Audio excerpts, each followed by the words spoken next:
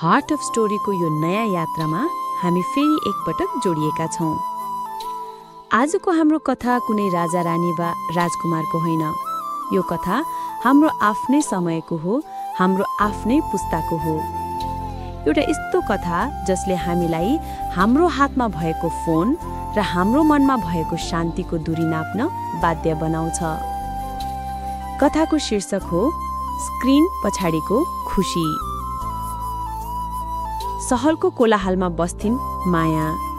उनी एक सफल कन्टेन्ट क्रिएटर थिइन्। उनको सामाजिक सञ्जालको प्रोफाइल हेर्दा लाग्थ्यो उनको जीवन एउटा सुन्दर सपना हो। महँगो कफी, सुन्दर ठाउँको यात्रा, मुस्कुराइरहेका तस्बिरहरू र हजारौं लाइक र कमेन्टहरू। उनी आफ्नो जीवन बाँचिरहेकी थिइनन्, बरु अरूलाई देखाउनका लागि डिजाइन गरिरहेकी थिइन्।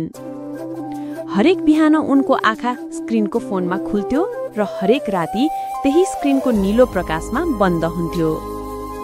फलोअर्सको संख्या बढ्दा उनी खुसी हुन्थिन्, तर कुनै नकारात्मक कमेन्टले उनको दिनभरिको मोड खराब गरिदिन्थ्यो। उनी हजारौं मानिसको भिडमा थिइन्, तर भित्रभित्रै उनी एक्लो थिइन्। उनको हाँसो क्यामेराको लागि थियो, तर उनको आँसु सिरानीको लागि थियो। एक रात आफ्नो भर्खरै पोस्ट गरेको तस्बिरमा लाइक गर्दै गर्दा उनले अचानक सास फेर्न गाह्रो भयो। उनलाई महसुस भयो उनी एउटा डिजिटल कठपुतली बनेकी छिन्, जसको डोरी अरूको हातमा छ। उनले आफ्नो फोनको स्क्रिनमा हेरिन् र त्यहाँ आफ्नो प्रतिबिम्बको सट्टा एक थकित, अपरिचित अनुहार देखिन्। त्यही रात उनले एउटा निर्णय गरिन्। उनले आफ्नो प्रोफाइलमा एउटा सानो सन्देश लेखिन्, केही समयको लागि ब्रेक, र आफ्नो फोन स्विच अफ गरिदिन्। भोलिपल्ट बिहान उनी एउटा सानो झोला बोकेर आफ्नो हजुरआमाको गाउँ शान्तिपुरतिर लागिन्। एउटा यस्तो ठाउँ जहाँ नेटवर्क थिएन तर सम्बन्ध थियो, जहाँ फिल्टर थिएन तर वास्तविकता थियो। सहरको डिजिटल दुनियाँबाट निस्केर उनी पहिलो पटक प्रकृतिको वास्तविक दुनियाँमा प्रवेश गर्दै थिइन्, मनमा डर र एक अनौठो आशा बोकेर। शान्तिपुरमा मायाको पहिलो बिहान अनौठो थियो। चराको आवाजले उनको निन्द्रा खुल्यो, अलार्मले होइन। उनले पहिलो पटक सूर्योदयलाई आफ्नो आँखाले हेरिन्, क्यामेराको लेन्सले होइन। सुरुमा उनलाई छटपटी भयो। उनको हात बारम्बार फोन खोज्थ्यो, तर फोन बन्द थियो। उनकी हजुरआमा, जो जीवनको अनुभवले भरिपूर्ण थिइन्, मायाको अवस्था बुझ्थिन्।